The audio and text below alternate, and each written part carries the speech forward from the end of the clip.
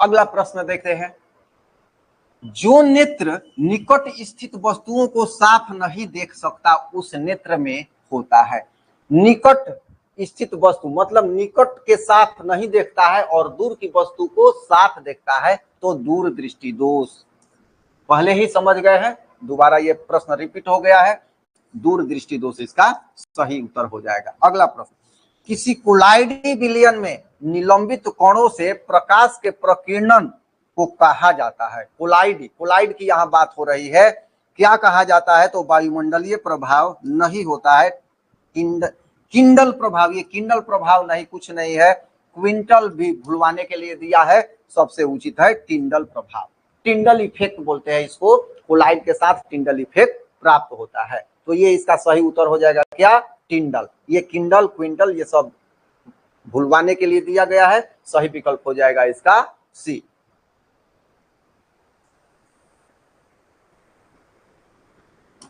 अगला प्रश्न, मानव नेत्र में उपस्थित लेंस है, कौन सा लेंस है? तो यहां पर कोई लेंस नहीं है, गलत है। अवतल लेंस नहीं होगा तो कौन सा होगा? उत्तल लेंस होगा। मानव अभिनेत्र में क्रिस्टलीय उत्तल लेंस उपस्थित होता है। अगला प्रश्न, एक स्पेक्ट्रम प्राप्त करने के लिए किसका उपयोग किया जाता है? स्पेक्ट्रम तो कांच की सिल्ली नहीं, अवतल दर्पण से नहीं, उत्तल दर्पण से भी नहीं, तो ले दे के ये प्रिज्म है। प्रिज्म से स्पेक्ट्रम प्राप्त किया जाता है, किससे? सूर्य के प्रकाश से। और एक प्रश्न और आता है कि सर्वप्रथम सूर्य के प्रकाश को प्रिज्म के माध्यम से स्पेक्ट्रम किसने प्राप्त किया था? तो आइजैक न्यूटन ने प्राप्त किया था। याद रखिएगा, बहुत ही महत्वपूर्ण प्रश्न है। आइजैक न्यूटन ने सर्वप्रथम सूर्य के प्रकाश से प्रिज्म की सहायता से ये प्रकाश के स्पेक्ट्रम को प्राप्त किया था। अगला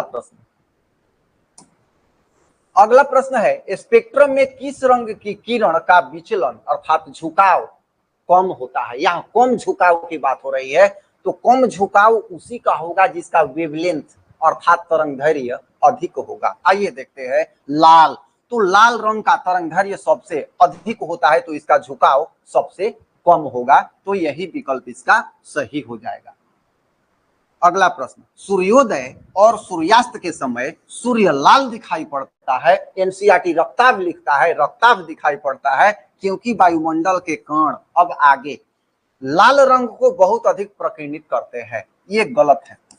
नारंगी रंग को बहुत अधिक प्रकीर्णित करते हैं, ये भी गलत है। पीले रंग को बहुत अधिक प्रकीर्णित करते हैं, ये भी गलत है।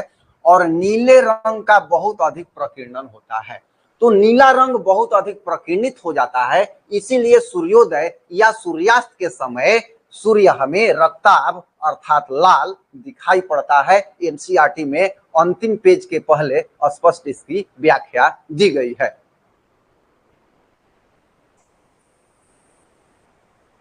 दीर्घ दृष्टि दोष के निवारण के लिए उपयोग किया जाता है। अब दीर्घ दृष्टि दोष का संशोधन स्पष्ट वर्णन है एनसीईआरटी में, किससे किया जाता है? उत्तल लेंस से किया जाता है। किसका? दीर्घ दृष्टि दोष का निवारण। वही निकट दृष्टि दोष के निवारण की बात होती तो अवतल लेंस यहां पर हो जाता। तो क्या होगा सही आंसर? उत्तल लेंस से किया जाता है।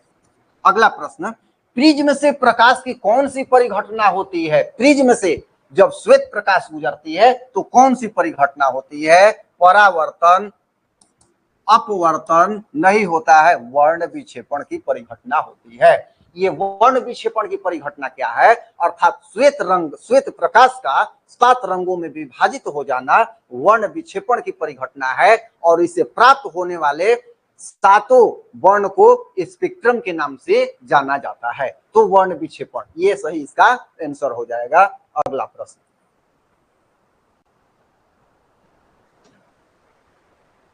अगला प्रश्न है, यदि किसी वस्तु का प्रतिबिंब रेटिना के पीछे बनता है तो वह व्यक्ति किस दृष्टि दोष से पीड़ित है? अभी हम लोगों ने पढ़ा कि रेटिना के सामने, अब बात आ रही है कि ये नेत्र गोलक है, ये रेटिना है, ये यहाँ हमारा अभिनेत्र लेंस है। तो अगर ये रेटिना के पीछे प्रतिबिंब इसका बन रहा है अर्थात यहाँ बन रहा है तो यह व्यक्ति किस दृष्टि दोष से पीड़ित है?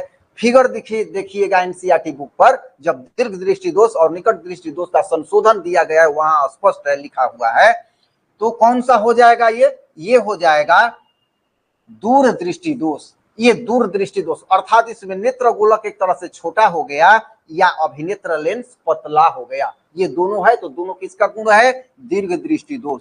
अब जब संशोधन किया जाएगा उत्तल लेंस से तो ये क्या हो जाएगा? यहां पर आ जाएगा, रेटिना पर आ जाएगा, तो सही हो जाएगा। तो सही आंसर क्या हो जाएगा? दूरदृष्टि दोष। इसी को दीर्घ दृष्टि दोष भी कहा जाता है। अगला प्रश्न, विद्युत सिग्नल कौन उत्पन्न करता है? विद्युत सिग्नल की बात हो रही है, कौन उत्पन्न करता है?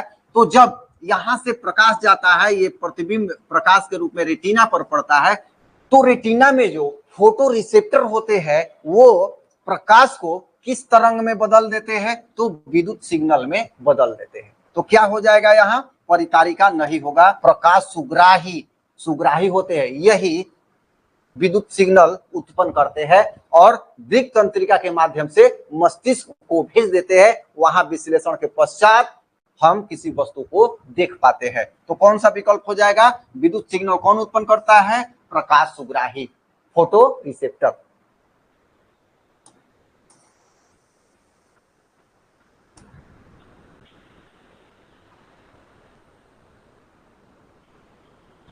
अगला प्रश्न है, नेत्र में प्रवेश करने वाले प्रकाश किरणों का अधिकांश अपवर्तन होता है। अधिकांश अपवर्तन होता है, ये कहां अपवर्तन होता है?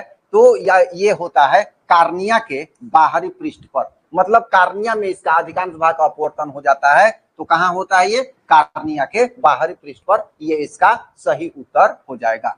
अगला प्रश्न है, नेत्र गोलक के गोल होने पर देख पाते हैं। नेत्र गोलक के गोल होने पर, यहाँ पर थोड़ा सा ये होना चाहिए, नेत्र गोलक का छोटा हो जाने पर, नेत्र गोलक थोड़ा सा लंबा जैसा होता है। गोल होना मतलब एकदम छोटा होना, सिकुड़ जाना। तो यहाँ पर अगर मानते हैं ये नेत्र गोलक है, गोल हो गया, तो यहाँ अभिनेत्र लेंस, उत्तल लेंस, यहाँ से जाने के बाद ये जो प्रतिबिंब होगा इसका बाहर बनने लगेगा।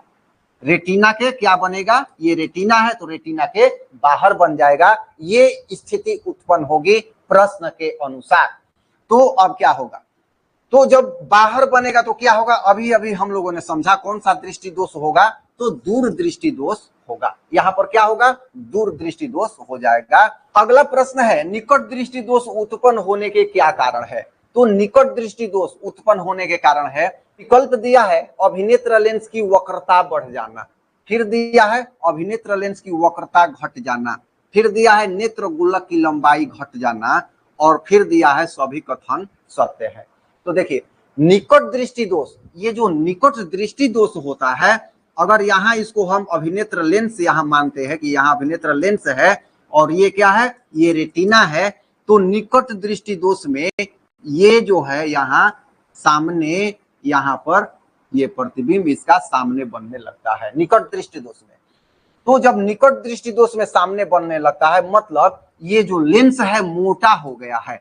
मोटा का होना को कहते हैं हम लोग वक्रता। वक्रता अधिक हो जाना, अधिक वक्र हो जाना। देखिए, वक्रता त्रिज्या बढ़ जाना और वक्रता बढ़ जाना दोनों एक दूसरे के उल्टे हैं। अगर ये वक्रता त्रिज्या बढ़ जाना रहता तो गलत हो जाता। यहाँ है वक्रता बढ़ जाना, मतलब पहले जो लेंस ऐसा था अब ये लेंस ऐसा हो गया है, मोटा हो गया, मोटा हो गया। बुक में एनसीईआरटी में स्पष्ट यही भाषा लिखा गया है, वक्रता बढ़ जाती है, वक्रता त्रिज्या नहीं, वक्रता बढ़ जाती है। तो आंसर हो जाएगा अभिनेत्र लेंस की वक्रता बढ़ जाती है। अगला प्रश्न, नेत्र लेंस की फोकस दूरी अधिक हो जाने से कौन सा दृष्टि दोष उत्पन्न होता है? अब फोकस दूरी अधिक हो गई, मतलब लेंस क्या हो गया? अब पतला हो गया। तो ये जो है यहाँ पर अब बाहर बनेगा, बाहर कटेगा, यहाँ रेटिना से बाहर हो जाएगा। तो ये रेटिना से बाहर किस स्थिति में होता है? दीर्घ दृष्टि दोष में होता है। तो यहाँ हो जाएगा नेत्र लेंस की फोकस दूरी अधिक हो जाने से कौन सा दृष्टि दोष होता है? तो ये होता है दीर्घ दृष्टि दोष। कहाँ है? यहाँ है दूर दृष्टि दोष या दीर्घ दृष्टि दोष। अगला प्रश्न, आयु में वृद्धि होने पर मानव नेत्र में समंजन क्षमता घट जाती है, यह दोष कहलाती है। तो समंजन क्षमता घटना मतलब जो क्रिस्टलीय लेंस है उसकी कैपेसिटी और पक्षमाभी पेशियों की कैपेसिटी कम हो जाती है। तो यह क्या कहलाता है? तो यह कहलाता है जरा दूरदृष्टिता।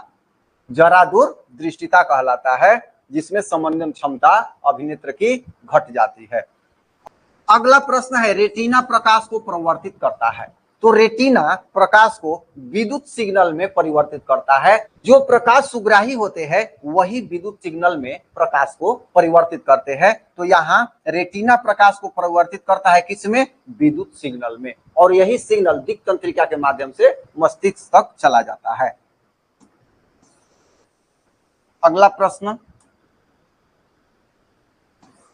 इनमें से कौन व्यक्ति नेत्रदान कर सकता है?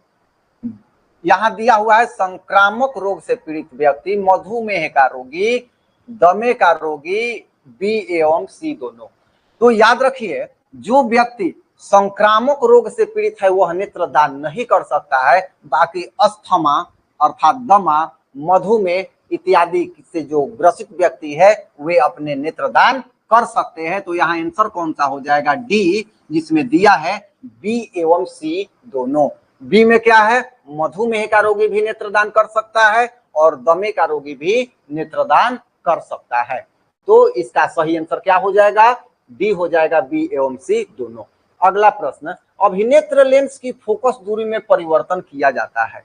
अभिनेत्र लेंस की फोकस दूरी में परिवर्तन किया जाता है, मतलब किसके द्वारा किया जाता है? तो पुतली द्वारा, दृष्टिपटल द्वारा, परितारिका द्वारा, पक्षमाभि पेशी द्वारा। तो आंसर कौन सा हो जाएगा इसका?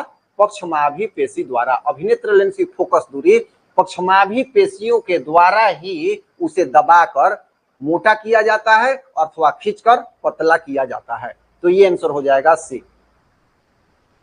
प्रश्न है, अगला प्रश्न है, दूरदृष्टि वाली आंखें साफ साफ देख सकती है। मतलब दूरदृष्टि दोष वाली आंखें साफ साफ देख सकती है। किसको? तो दूर की वस्तुओं को।